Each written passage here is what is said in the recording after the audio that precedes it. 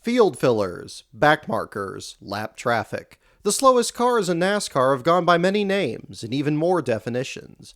In many ways, they're identical. Slower cars with limited sponsorship, older equipment, few if any full-time crew members, and little to no affiliation with full-time teams. In other ways, they can vary dramatically. The team could be brand new or active for many years. Their drivers anything from completely inexperienced to seasoned veterans. In early 2004, one man offered a definition of his own. You have a favorite driver who seldom if ever wins, and has had more than his share of bad luck. People in your office pool laugh at you for picking him every week, and you're probably frustrated at the lack of media attention he receives. Yet you continue to support him. Perhaps he grew up near you, or you support his charity work, or you feel that he's a good role model for your children. Whatever the reason, he's your man, regardless of where he finishes on Sunday. In October 2003, the man who wrote this shared much in common with his subject matter. He'd been downsized from a major corporation and had spent much of the winter trying to find a new job.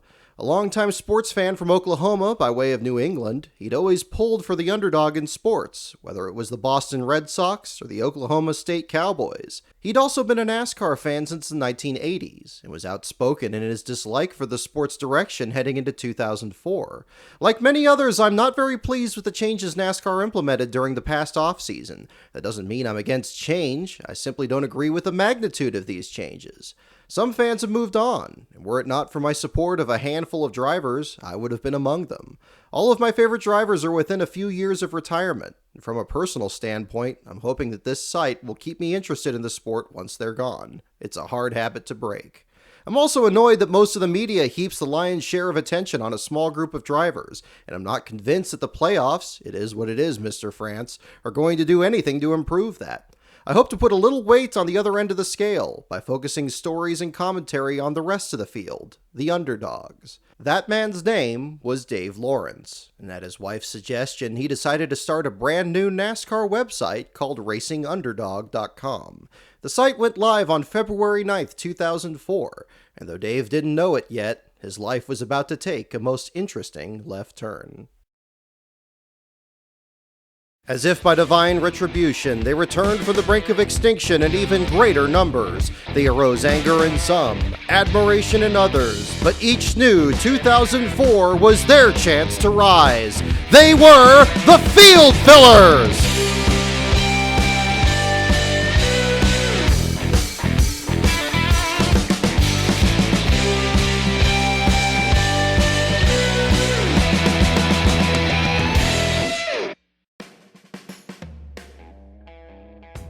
In most sports, the prospect of team ownership is utter fantasy. In football, you can't just get your friends together and say you're going to play the Kansas City Chiefs in Week 1. You can't stock the visiting dugout at Yankee Stadium with your company baseball team for opening day. But so long as you follow the rules, in NASCAR you could start your own team, hire your own driver, and try to make the Daytona 500. All it took was money and determination. This spirit has long defined Richard Childress Racing, from its humble origins as an owner-driver operation. For 12 seasons and more than 200 starts, Childress never quite reached victory lane, but was known and respected for always showing up. In 1980, Childress was nearing the end of his racing career. His crew chief that season was a 22-year-old mechanic from Pennsylvania named Kirk Shelmerdine.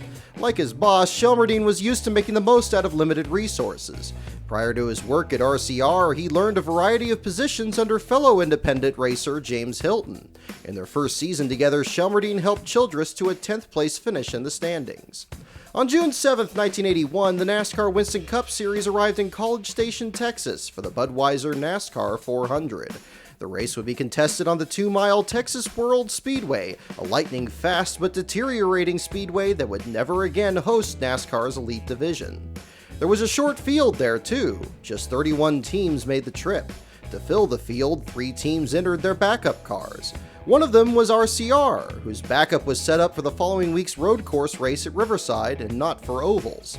Just like Means Racing in 1992, the Childress Bunch performed some arts and crafts. 2 number 3 decals made a number 8.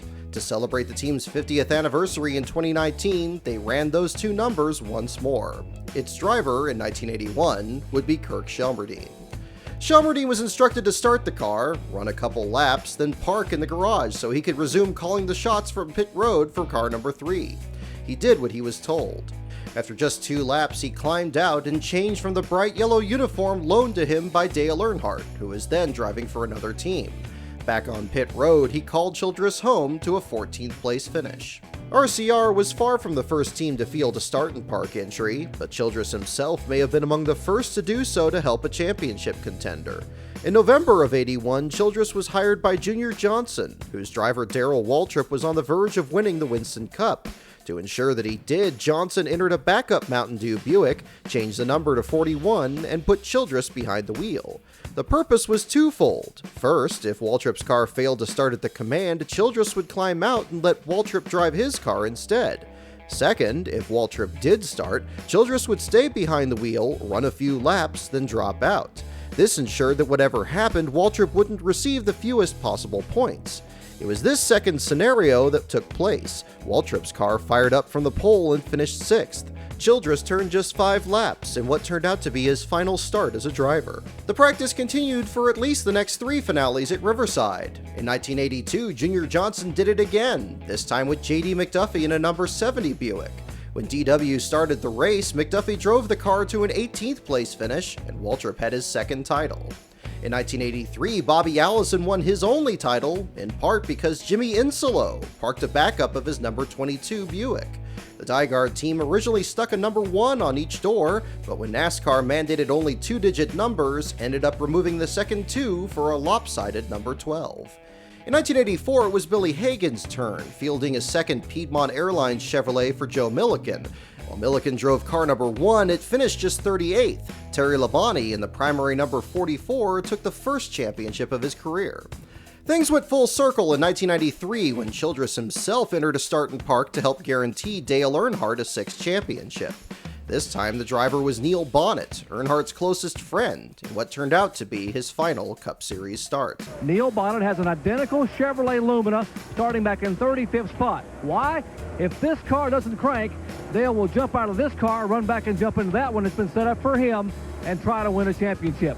In 1995, RCR's bid to win another title was undone when Hendrick Motorsports beat them at their own game. Knowing that Jeff Gordon could lock up his first championship if just one car failed to finish, Hendrick made sure to enter 2 backup cars. While Jack Sprague was unable to qualify Hendrick's number 59, Jimmy Horton got the number 58 into the 34th spot. Plans then changed after Horton was injured in a crash during the ARCA race, putting in Jeff Purvis, who was suffering from the flu. Gordon's teammate Ken Schrader has entered this car as sort of an insurance policy in Gordon's bid for the Winston Cup. If something should happen to Jeff, this car could still finish behind Gordon and he could win his first Winston Cup championship. Now the sponsor, also near and dear to Gordon's crew chief Ray Evernham, Leukemia Society of America. That's because his young son Ray J has leukemia, although it is in remission. Proceeds from this car will go to benefit the Leukemia Society of America in racing for a reason. Purvis pulled down pit road with engine problems after only 1 lap, fueling speculation that he'd parked to help Gordon. But it was another Hendrick car, Ken Schrader, who finished last with engine trouble. That day, Earnhardt and RCR had lost the title by just 34 points, but this didn't happen on Kirk Shelmerdine's watch. In fact, he'd already been racing in NASCAR's Sportsman Series for 4 seasons. On October 5, 1991, he took his first win at Charlotte, leading 44 of 67 laps. From there, he branched out into every division of professional stock car racing. In 1993, he made his ARCA debut at Daytona. Driving an Oldsmobile previously raced by Harry Gant, he rallied from 37th on the grid to finish 3rd. A year later, he made his first 4 starts in the Busch Series, again debuting at Daytona with a 17th place finish.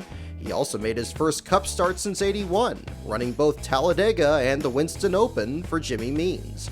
Both times he was no grocery getter. In fact, he finished 26th and 22nd.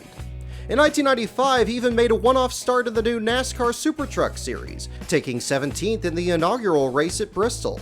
Already one of NASCAR's most successful crew chiefs when he retired at age 34, Shelmerdine was becoming one of its most impressive journeymen. Starting in 1998, Shelmerdine focused primarily on the ARCA Racing Series, running the 11-race superspeedway portion of the schedule. In the second race of the season, he again found victory lane, appropriately driving car number 3. At the same time, he remained determined to work his way back to the Cup Series, this time as a driver. Why not the Nationwide Series for a company like yours? Why not the Truck Series? Why not ARCA? I know you've run some ARCA races over the years. What is it, if you're going to tilt at windmills, wouldn't it be better if you tilted at a slightly smaller windmill, I guess is what I'm saying. No, the bigger the better, Nobody wants to slay a baby dragon. You might as well go after the granddaddy. If you're gonna exercise utility, why not do it big, On July 6, 2001, he tested Travis Carter Racing's third entry, the number 46, which hadn't run since the 2000 finale at Atlanta. The team tested at Daytona, then again at Greenville Pickens, and were looking for sponsorship. Unfortunately, the backing never came, and the deal fell through. Undaunted, Shelmerdine picked up a ride with Stanton Hover to drive the number 80 Ford in the 2002 Daytona 500. On January 25th of that year, Hooters signed as sponsor, marking the first time the company had backed a Cup team since 1996 with Rick Mast. The bright orange car would also carry a logo for the Screaming Eagles, the 101st Airborne Division Association. In truth, Hooters hadn't been altogether absent from racing. They were still the title sponsor of the USAR Hooters Pro Cup Series, where Shelmerdine would briefly return as a crew chief for newcomer Ozzie Zimbelman. Unfortunately, the Hover team struggled all week. They were denied a chance to run in first-round qualifying as they couldn't get through inspection. Shelmerdine had to run in the second round or at least run a lap of minimum speed on Wednesday to make the qualifying race. He managed to make it to Thursday but ran just 24th in the qualifier, missing the cut by a wide margin. Hooters stayed with Shelmerdine and on February 28th reported that they wanted to run more races by mid-season. This wouldn't be with Hover, however, as unlike all of Hooters' previous ventures in the sport, the company's majority owner Bob Brooks was looking to own the team outright. By doing so, Brooks felt he could spend less than the $15 million other teams were asking to sponsor them. To that end, he was reportedly applying for a car number from NASCAR, purchasing cars, and opening a shop near Charlotte. Shelmerdine would be sponsored by Eastern Foods, makers of the naturally fresh salad dressing that had long been an associate sponsor in Hooters' past sponsorship deals. By March 21st, however, Hooters seemed to abruptly change strategy. Just as they had in 1991, they sponsored a struggling owner-driver who ran a plain white car heading into Atlanta. This time, it was Brett Bodine. After backing Bodine at Atlanta and Darlington, the company signed on for 26 of the remaining 31 races, with an option to fund the remaining 5. They even decorated Bodine's Ford to resemble Alan Kowicki's iconic championship ride. Apparently, things had moved along so well that by August 14th, Bodine said he had considered selling part of his team to Brooks to keep the company on his car for 2003. Fortunately, Shelmerdine's own deal with Brooks remained, and he was brought on as Bodine's teammate. With sponsorship from both Naturally Fresh and Jackaroo sauces, Shelmerdine would run up to 5 races in 2002. On April 6th, word broke that Shelmerdine would drive car number 27, which wasn't picked at random. Brett Bodine's team was in fact the former Junior Johnson team, which fielded both the number 11 and number 27 before Bodine joined in 1995, then purchased the team the following year. The plan was for Shelmerdine to debut in the Coca-Cola 600 in May, followed by Chicagoland, Kansas, and the fall races at both Charlotte and Atlanta. Unfortunately, the team struggled in testing, and on May 15th, the car withdrew from the 600. Shelmerdine's debut was then moved to New Hampshire in July, where he brought one of the season's 42-car fields to a full 43. He started 42nd and finished there, out with oil pressure after only 10 laps. From there, the plan continued to change. He failed to qualify at Chicagoland, then a couple weeks later made an ill-fated trip to Pocono.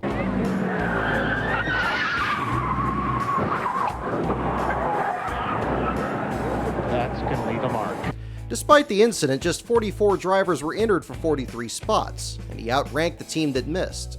Somehow, Shelmerdine had a car ready to race, and he completed 81 laps, nearly half the distance, before brake problems left him 41st.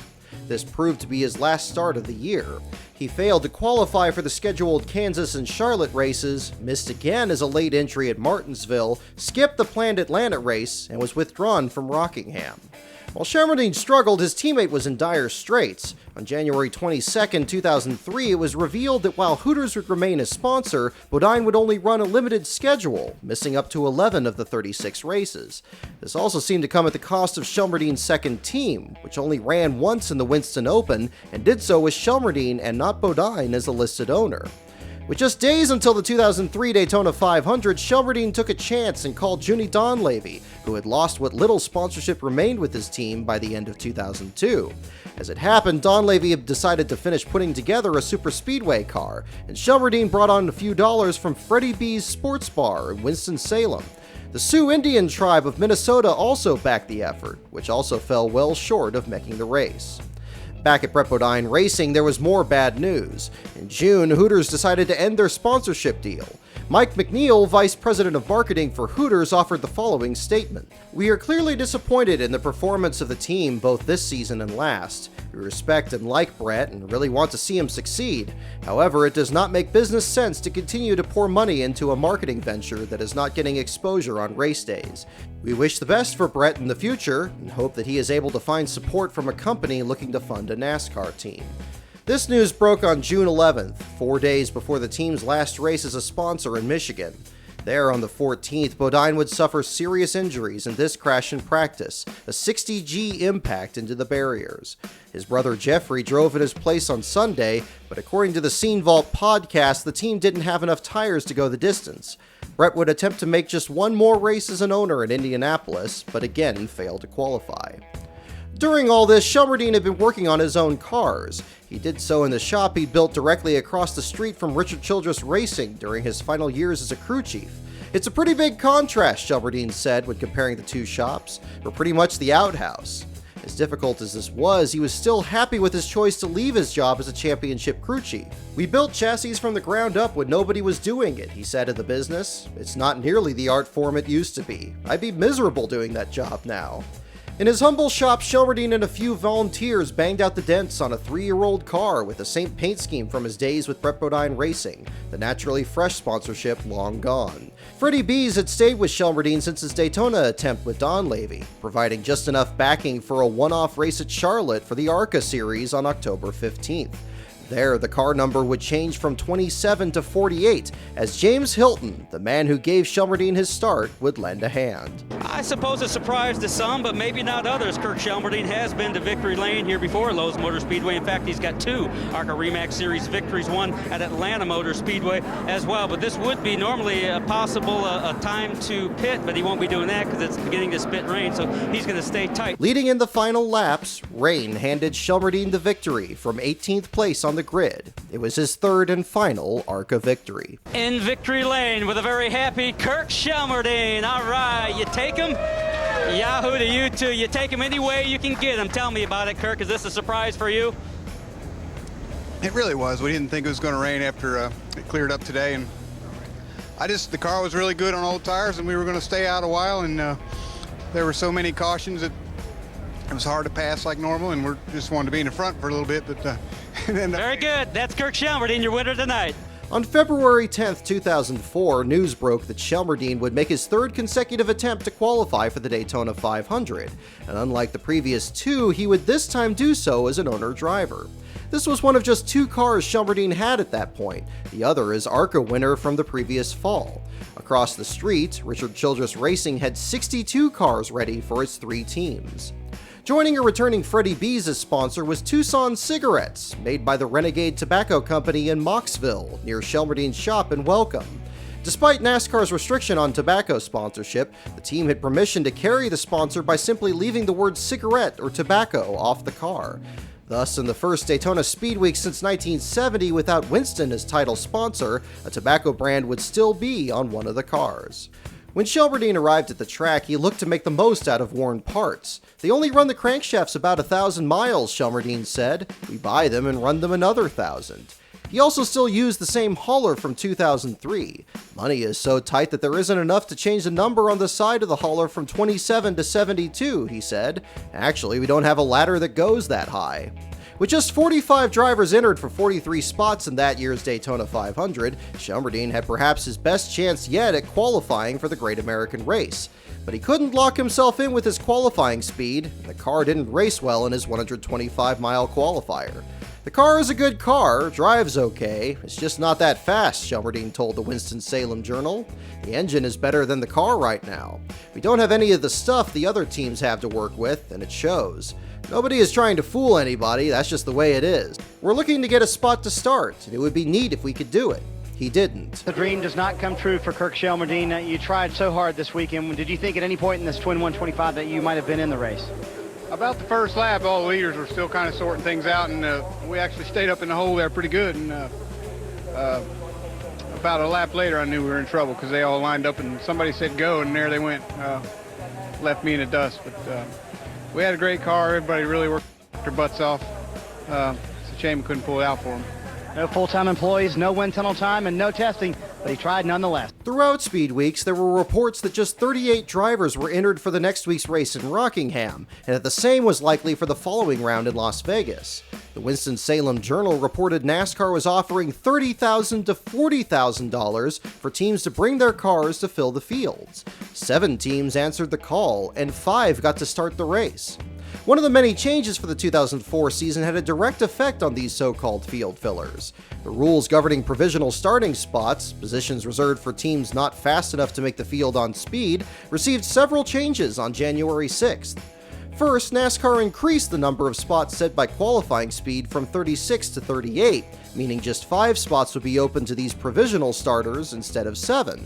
Taking priority for positions 39 through 43 were teams ranked inside the top 45 in the previous year's owners' points, plus the most recent past champion already not in the field. These same teams would also have 4 provisionals at their disposal at the very start of the year, and would receive an extra one for each 6 attempts they made after, increasing their season total from 8 to 10. This meant the top 45 team would only need to make 2 of the first 6 races on speed before they earned another provisional. Brand new teams or teams outside the top 45 faced a stiffer challenge. While they had once earned 4 provisionals by merely attempting 1 race, they now wouldn't earn any provisionals until they attempted 4 races, and even then would only receive 2. While they also would then earn another provisional for each of their 6 starts, they had much fewer of them to fall back on if their car wasn't fast enough. A season total of 8, 2 fewer than teams inside the top 45. All of this, however, presumed that there were more than 43 teams entering a given race. In January, NASCAR decided that if 43 or fewer drivers attempted to qualify, teams occupying positions 39th on back wouldn't be charged a provisional at all. At Talladega in April, this rule was expanded to include races where fewer than 43 drivers had provisionals to even fall back on. The order from 39th on back would instead be set by race attempts, qualifying speed, and owner points. It was a complete mess, but ultimately helpful to the field fillers. There were now 2 very likely scenarios where they wouldn't lose one of their few provisionals, even if they needed to use one. Ultimately, 13 of the 36 points races, more than 1/3 of the schedule, would see the bottom 5 positions determined this way. Rockingham was the first. With his superspeedway car back in the shop, Shelmerdine returned to his oldest car, still in the same colors from its days with Brett Bodine Racing. He only turned laps in 2 of the 3 practice sessions and was slowest in both. In fact, he trailed Ryan Newman by 12 miles per hour, then Rusty Wallace by 13. First on the track for qualifying, he picked up 4 full seconds, but still managed a lap of just 145.661 miles per hour, well off Newman's pole speed of 156.475. This drastic difference in speed would come to define Shelmerdine's season, as he would nearly always run the slowest laps in practice, sometimes by even more staggering margins. At Darlington, he was 23 miles per hour off the pole speed, and at Las Vegas, he was off by 24. In the spring race at Bristol, he ran just 99.730 miles per hour, which would have been nearly 4 miles per hour off the pole speed there in 1969. Shelmerdine was certainly aware of this lack of speed and was realistic about his plans for the big race on Sunday. If we get lapped twice in the first 100 miles, there's probably not much point to finishing the race, Shelmerdine said, but we're not going to park on the first lap. We didn't come here to park. We came here to do the best we can. Shelmerdine stayed true to his word. He pulled out only after 19 laps, citing rear-end trouble after he lost those 2 laps. He finished 42nd out of 43 cars. He then set out west for the long trip to Las Vegas. The Vegas race was the opposite of Rockingham, in that the entry list dropped from 48 entrants to just 44. With 2 attempts in the books and another team brand new to the circuit, Shelmerdine made the field once more. He did so in a car that was slightly newer than the one he ran at Rockingham, which he planned to run on the upcoming downforce tracks. Just 8 laps into the race, however, he blew one of the only 4 engines he had in his shop, and he finished last. "We've got 2 worn ones and 1 good one," Shelmerdine said of his engines as he prepared for the next race. "If this one goes, we'll stick a worn one in there and hope it doesn't grenade." The next race was Atlanta, where another rule change awaited him. To deter teams from running older model cars, NASCAR required all cars with 2002 bodies cut the rear spoiler down a full inch. In truth, Shelmerdine's was the only one affected, and NASCAR officials weren't entirely sure his car wasn't even older than that. In qualifying, where Shelmerdine ran 15 miles per hour off Ryan Newman's pole speed, Darrell Waltrip wondered aloud if another rule change was necessary. Now, Larry, I know there's a minimum speed as far as when you're on the racetrack in the race. Is there a minimum qualifying speed? Shelmerdine commented on the growing controversy surrounding his team. "There's been a lot more made of it than is actually going on," he said. "I don't think there's people showing up just to fill up the field. That's all conjecture by the press. NASCAR is not inviting people to come." He also looked positively on the press he was receiving. "It's thrown a little more light on this end of the field, even if it's not completely positive," he said. "If I'm a sponsor, I'm looking at these cars because they've been kind of a running story every week. It ain't all good, but it's news." At Atlanta, he finished 40th, out with handling problems after 60 laps. It was another short afternoon in Darlington. For the first time, the number 72 was flagged off the track for running too slow, this time 49 laps into the race. Ironically, the 39th place finish he had was his best of the season so far. But by merely showing up, Shelmerdine had taken his team to the next level. Darlington was the first race where 2004 owner points were used to determine provisional starting spots. By running when so many other teams were not, he could now begin to focus on running the entire season. "If I don't pass out from lack of sleep, we can keep going indefinitely," he said. "We'll do as many of them as we can. If we have a bunch of wrecks 3 or 4 weeks in a row, we're going to be out for a while, but we're getting better every week. By summer, we might not be so pitiful." This reset in the point standings came at the perfect time. He has to run an inch forward. Boy, and now it's real short. The second car on track for qualifying, Shelmerdine backed into the outside wall, causing serious damage to the left rear corner. Very tough break for Kirk Shelmerdine, and Kirk, you've had a chance to look at the damage in the race car. What lies ahead for you? Well, I'm not sure if we'll fix this one or use our other one to start on Sunday. It didn't really hit very hard. It messed the sheet metal up. Just not real smart on my part. What happened on the racetrack? Spun out. Thanks to the provisional rules, he still secured the 41st starting spot and straightened the car out enough to take the green flag. He pulled in after just 7 laps and finished in the same 41st spot. That week, Shelmerdine again commented on the subject of field fillers. "I think most of them are that," he said. "If you haven't won in 3 or 4 years, you're a field filler anyway. You're just wasting a lot more money than we are." He also refuted the criticism that slow cars were unsafe. "There's not really a direct parallel between speed and safety," he said. "The fast cars are safe, the slow cars are safe. NASCAR makes sure of that, and we who put the cars together make sure of that." Texas was next, where Tucson stopped sponsoring the number 72. Shelmerdine still managed to start 43rd and last, but just 5 laps into the race was warned by NASCAR to pick up his speed. He only turned 3 more before he dropped out, citing handling issues. Qualifying procedure then marred his weekend in Martinsville. He was the last car to attempt to qualify, and first appeared to make it in after he improved on his second lap. But Mach 1 Incorporated, the same team Shelmerdine edged at Las Vegas, filed a protest, saying they had a provisional left to use while Shelmerdine did not. NASCAR corrected the record and handed Shelmerdine his first DNQ since the Daytona 500. This incident was why NASCAR changed their rule governing when provisionals would be charged against a team. A new sponsor joined Shelmerdine for the following round at Talladega, Second Chance Race Parts. As the name implied, the Mooresville-based company bought and sold used race cars, parts, and accessories from top-tier Cup teams and sold them to underfunded efforts. Among their clients were teams in Canada, Australia, and of course, several underdogs. Unfortunately, Rick Russell, owner of Second Chance, didn't get to see his car in its first attempt. Shelmerdine didn't take a practice lap, and in the first of only 2 instances all year, didn't time in during qualifying. Regardless, Russell would take on a larger role on the team, helping drive the team's hauler west to the next race in Fontana. It was at this moment that Dave Lawrence traveled east to Welcome, where he met Shelmerdine for the first time. With RacingUnderdog.com receiving more traffic amid the field filler debate, he decided to do a feature on the number 72 team leading into the following race at Fontana. The following was Lawrence's account of the week leading up to the race, as it appeared on his site. Tuesday, April 27th. Late Tuesday evening, Shelmerdine's hauler leaves the shop in North Carolina, headed for Fontana.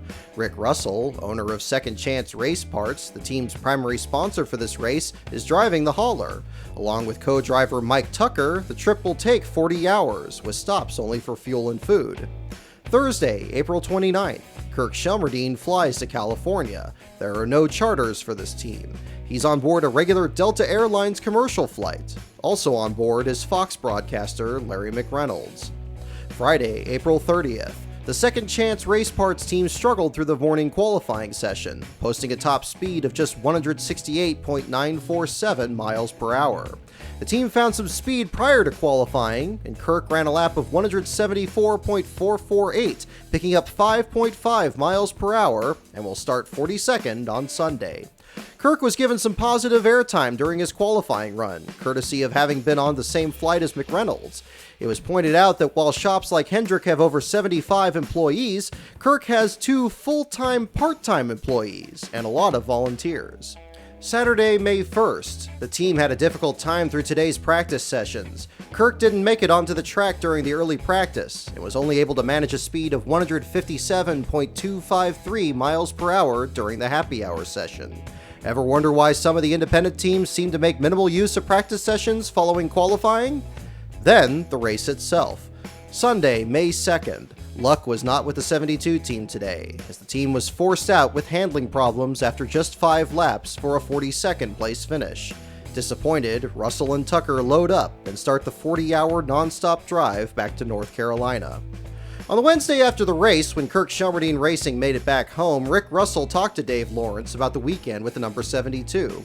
We started 42nd with a borrowed car and motor, both of which were wore out, he said, but we made the field and finished 42nd, real underdogs. Russell also looked ahead to the following week's race. Next week at Richmond, we will have our own car and engine, both of which are pretty nice. We're trying to get it together now in order to test there tomorrow on Thursday. Lawrence summed it all up. If your sole intent was to show up at a race and grab a quick $50,000, barely, and sometimes not enough to cover expenses by running 2 laps, why would you bother to test? The multi-car super teams are complaining that testing is too expensive, yet Kirk Shelmerdine is planning to take his car to Richmond to try to get it more competitive. Think about that. Remember that most of the independents aren't showing up trying to finish 40th. Just like the rest of us, they do the best they can with what they have and look for ways to improve. Lawrence's feature had quite the effect on Kirk Shelmerdine Racing, and on Rick Russell. For the following week's race at Richmond, Russell arranged to have RacingUnderdog.com on the TV panel of Shelmerdine's car, complete with the site's tagline, "We root for the other guys." "We're honored to be included on a car at a Nextel Cup event," said Lawrence in a press release. "This is simply a joint effort between 2 underdogs trying to help each other out." I love what's on this TV panel back there below the rear spoiler. It says RacingUnderdog.com. All right. While maintaining RacingUnderdog.com, Lawrence had also found new work, both in and out of racing.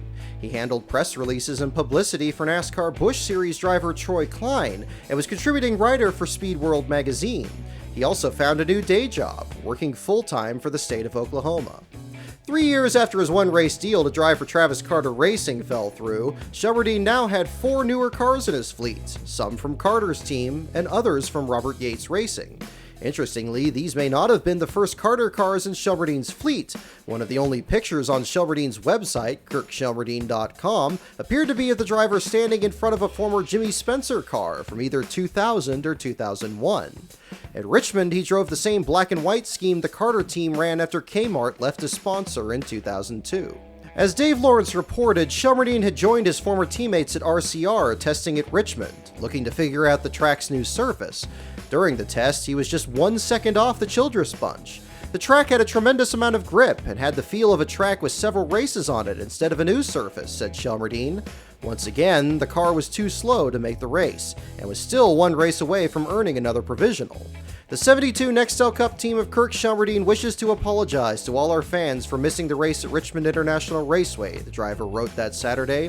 I'm sorry we didn't do better for our associate sponsors, the Winning Team, RacingUnderdog.com, Second Chance Race Parts, and Freddie B's. We'll try harder this coming week at home in Charlotte, hopefully with better results. The following race was the Nextel Open, the qualifier for NASCAR's All-Star race. Among the changes to the format that year was the introduction of the fan vote, which teams of all sizes looked to capitalize on. Running one of Travis Carter's black and white cars again, Shelmerdine put the phrase "Vote for Kirk" on the hood in bold letters. It would be a great honor to race with the guys in the challenge, said Shelmerdine, but I'd have to be voted in to be able to do that, so I'm relying on all my fans to help me. Let's go, underdog fans, vote for Kirk.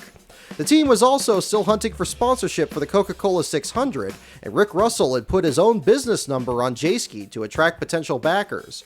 Unfortunately, in the Open itself, Shelmerdine blew a right front tire in the final laps and slammed the outside wall, destroying the car he'd planned to run in the 600. The first ever fan vote went to Ken Schrader. The following Thursday, when it was time to qualify for the Coca-Cola 600, Shelmerdine did arrive in a very familiar-looking car. And of course, the other night in the Open, Kirk cut a right front tire down, hit the wall hard in that car. He had planned on bringing that car back. Now, although this car looks like Greg Biffle's car, this was one of Kirk's older cars that had a 2002 body on it, which would have made him have to race a shorter rear spoiler. So he needed an 03 body or 04 body. He went to Roush Racing. They pointed to a body that had been cut off of a car that was out in the field. He said weeds was growing up through the windshield opening. So he bought the body, put it on this race car, just barely got it finished. He said they were very careful not to disturb the paint scheme because they didn't have time to paint this car. You've got to be kidding. That's a story. While running a current year Ford body meant he didn't have to cut down his rear spoiler, the car was still slowest in practice and still missed the show. But he'd run the car again the following week in Dover, where the June 6th race would be held on the 60th anniversary of the D-Day invasion. With "We Salute You" on the hood and additional backing from the Winning Team racing apparel, Shelmerdine was still slowest in Friday's practice, 20 miles per hour slower than Jeremy Mayfield's fastest lap. But he made the show, starting just 3 spots behind Greg Biffle's near-identical number 16, sent to a backup after a crash in qualifying. Shelmerdine ran 53 laps, long enough to earn 2 lucky dogs in the first 3 cautions before handling issues left him 39th. Rick Russell wasn't able to travel with Shelmerdine to the following race at Pocono, but new sponsorship arrived once more. This time it was LR Lyons & Son Transportation Services, based in nearby Mifflinburg, Pennsylvania. The company even brought out several fans to the track, giving them seats near the start-finish line. The group cheered every time number 72 passed, waving signs that on race day caught the eye of Fox's cameras. Shelmerdine had made the field, securing the 42nd spot with a lap of 163.348 miles per hour, and while he noticed the fans cheering during the race, he didn't realize at the time that they were cheering for him. After running out of gas on lap 37 and coasting down the access roads, a wheel bearing was to blame for a 40th place finish, out after just 42 laps. A few times early in the season, Harley-Davidson dealers had backed Shelmerdine, putting their logo on the hood of number 72. For Michigan, American Harley-Davidson of Ann Arbor sponsored the red, white, and blue car, along with Fairfield Inns by Marriott. Both brands only made it 13 laps into the race before handling issues left Shelmerdine last, but the driver was already looking ahead to the following week and an altogether new challenge. For Sears Point, Shelmerdine had another of Travis Carter's black Fords on hand. This was reportedly a new car Shelmerdine could use in exchange for the older models he'd bought to run at the other tracks. While Shelmerdine was originally reported to drive, he enlisted the aid of a road course ringer in Tom Hubert. But there were a couple problems with this arrangement. Hubert was actually there to serve as a rear tire changer for Bill Davis Racing, and would also run Greg Biffle's car in Happy Hour, while Biffle was running the Busch race in Milwaukee. To work out the deal with Davis at least, Shelmerdine planned to have Hubert climb out early so he could pit Davis's car, driven by Scott Wimmer. Hubert made the field, but lasted just 5 laps into the race before he was flagged for running too slow, leaving him last. He climbed out and went back to pitting Wimmer's Dodge. Hubert would run Shelmerdine's car in the next 2 runnings of the Sears Point race, and would finish last both of those times. Shelmerdine looked for a better performance under the lights at Daytona, where he'd run another Travis Carter car in place of his own entry for the 500. Second Chance Race Parts also stepped up their backing, but a full 8 miles per hour off the top lap in Thursday practice, Shelmerdine was unable to qualify for the first time since the 600. He then missed the next race at Chicagoland, where he brought back the patriotic-colored Ford. Shelmerdine was originally listed as the driver for the July 25th race in Loudon, where this time he ran one of Travis Carter's 2003 cars, as indicated by the slightly different design of the former National Guard paint scheme. The team also carried logos for Fairfield Inn of Manchester, New Hampshire, where the team was likely staying. But in qualifying, he handed the wheel to one of the track's most experienced drivers, Ted Christopher. Surprisingly, this was to be Christopher's first Cup start at Loudon, a track where he'd been so dominant in NASCAR Modifieds and the Busch North Series. His only previous Cup start came a full 5 years earlier, driving his own car to a 31st place finish at Watkins Glen. For whatever reason, Christopher wasn't given another chance until this very moment. Patty, he may be in 39th and 6 laps down, but there's no man happier to be here than Teddy Christopher. On Saturday afternoon, he was in the modified race here at New Hampshire. 25 starts for Christopher in the modified race. He had never won. He finally won. It is the Daytona 500 of modified races. The man who finished second behind him, his brother Mike, who pushed him to the win because drafting is a big factor for the modifieds here at New Hampshire. Teddy said that was the highlight of his career. Dave? Christopher capitalized on this, and after the team changed engines gave the Shelmerdine car its best run of the season so far, he completed 260 of the 300 laps, the first time the team ran more than 60 laps anywhere, and finished a season best 36th. He fell out short of the finish when the backup engine let go.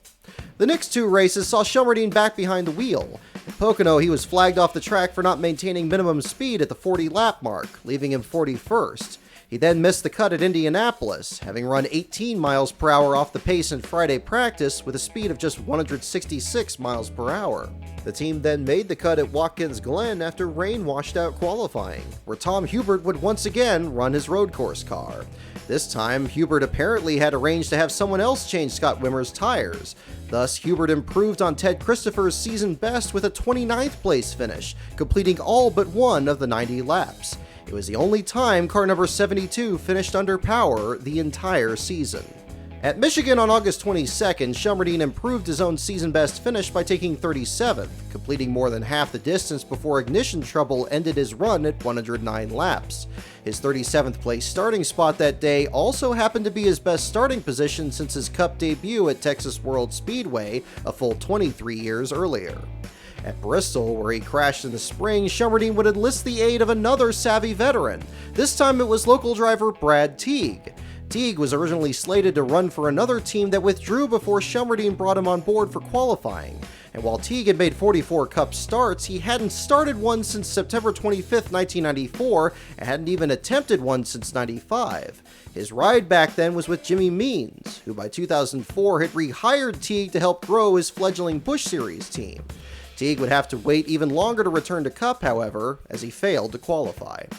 For the first Labor Day race at Fontana, Shelmerdine welcomed new backing from S-Cores, the European online stock car racing series, which was Europe's top simulated racing league at the time. Rick Russell had returned to drive the team to the track just as he had in the spring, but this time the number 72 missed the show once again, their 10th DNQ of 2004. Shelmerdine bounced back at Richmond to make his first start in 3 races, but tangled with Kyle Petty on lap 14 to bring out the second caution of the race. Brake issues took him out after 87 laps, leaving him 41st. With that came NASCAR's return to Loudon, the first race of NASCAR's new chase for the Nextel Cup. To mark the occasion, President George W. Bush had planned to be in attendance, following up his arrival in that year's Daytona 500 as he prepared for the upcoming election. In anticipation, Shelmerdine, already running the patriotic paint scheme, decided to add a Bush-Cheney 2004 decal to the rear of his car. "I'm very much against the liberal ways when it comes to politics," said Shelmerdine. "This was the best way to make our little statement." While President Bush had to cancel the appearance due to an emergency, the decal stayed on Shelmerdine's car. But unlike in July with Ted Christopher, this run proved to be a short one. He qualified 37th and finished 42nd, out after 30 laps for not maintaining minimum speed. Days later, Shelmerdine received a complaint from the Federal Election Commission, alleging that Shelmerdine's decals had violated federal election law by not reporting a donation to the federal candidate valued at over $250. A debate ensued over whether or not the advertising was truly worth this much, weighing the popularity of NASCAR against the obscurity of Shelmerdine's team. The FEC decided not to sanction Shelmerdine, but instead sent him a letter of admonishment. The Washington Post supported the FEC's decision, though at the same time belittled the value of NASCAR's sponsorship. There has to be a better use of FEC resources than investigating bumper stickers, they said. Curiously, on October 21st, the Bush campaign would launch a 2-day, 4-state tour using NASCAR celebrities to draw votes from so-called NASCAR dads in swing states. By all accounts, Shelmerdine wasn't invited to be a part of this program, which instead focused on the drivers competing for the chase. Well, almost all of them. 9 of the 10 signed on. Jeff Gordon was the only holdout. Shelmerdine was a late addition to the 50-car entry list for the fall race at Dover. He started last before engine trouble 37 laps in left him 40th. He then failed to qualify his black car at Talladega, which trailed smoke after his timed lap, then made it just 3 laps into the race at Kansas before clutch issues, the fewest laps he'd turned in any race all year. He once again failed to qualify at Charlotte, made the show at Martinsville in the Bell Car machine, but was 10 miles per hour off Ricky Rudd's fastest lap in Friday practice on the track's new surface. He then missed the show at Atlanta, the last race for the Vote for Bush car. The number 72 made one more trip west to Phoenix, where this time Shelmerdine was 13 miles per hour off Ryan Newman's fastest lap in Friday practice. For just the second time in 2004 and the first since the spring race at Talladega, he didn't turn a lap in qualifying. He then returned to Darlington and made what turned out to be his last start of the year. He lined up 36th, again improving on his career best qualifying run, but made it just 14 laps before he was flagged off the track for running too slow. Heading into Homestead, he now had 9 other members on his team and still had RacingUnderdog.com on the TV panel. While he failed to qualify for a 14th time, he had made it, the only field filler to attempt all 36 points-paying Cup races. The team made 21 of those starts with Shelmerdine behind the wheel in 18 of them. In 2004, we did do that, and in the next couple of years, it was a pretty steep learning curve, and we made about every mistake a car owner could make, I think, and there's a lot of pitfalls, and there's a lot of things you really, really got to watch, and even to be able to do it at the level we do it, it's tough to pull off, and I bet a few of those that are talking right now about doing it are not going to have the staying power it'll take. Looking to build on the season, on December 20th, 2004, Shelmerdine said he planned to again run the entire season in 2005, and this time he would run the number 27. He was still looking for sponsorship at his brand new website, ShelmerdineRacing.com, designed in RCR black, silver, and red. Among the testimonials on his site were 2 quotes, one from Richard Childress that said, "Kirk is one of the most intense people I have ever met, and when it comes to taking care of a race car, there is no one better." The other was from Dale Earnhardt. "Kirk understands every facet of the sport better than anyone else I know. His hard work and dedication are what sets him apart from the rest." By February, Shelmerdine held an eBay auction to raise funds for his return to Daytona. Among the backers who answered the call were Wabash Motorsports from Fairfield, Illinois, and JCMECI Environmental Consultants Incorporated from Newark, Delaware. With this backing, he returned to Florida, but crashed just 2 laps into his qualifying race. The rest of the season proved to be just as much of a struggle. About the Yankees. Oh, trouble. Oh, man. But just 1 year later, it all became worth it. You know, I'm impressed. Kirk Shelmerdine, 48.554. He's 3rd best of all the cars that have to get in on time. Does not have a guaranteed spot. It's a good run for him. That is a good run, yeah. When qualifying for the 2006 Daytona 500, Kirk Shelmerdine turned a lap of 185.361 miles per hour, which ranked him 3rd among drivers not already locked in. This gave him a slim but reasonable chance of making the 500 if he didn't finish well enough in his qualifying race. This time everything played out perfectly. Bill Elliott raced into the field in race 1, locking in Robbie Gordon, who raced in race 2. This allowed Shelmerdine to make the cut despite a 21st place finish in a year-old Chevrolet. And I'm hearing that Kirk Shelmerdine may be the last car in on time.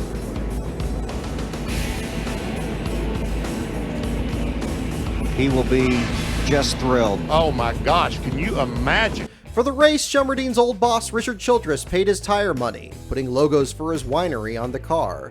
The result was a 20th place finish in the 500, worth $272,008 from the purse.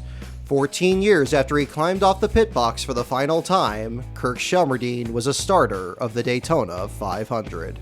As humbling as his 2004 campaign turned out to be, Shelmerdine had used the opportunity to its fullest extent and reaped the benefits. But he wasn't the only one to do so. In fact, the same speed week saw the inception of another team, which would not only attempt much of the schedule, but go on to have a presence that would continue until this very year.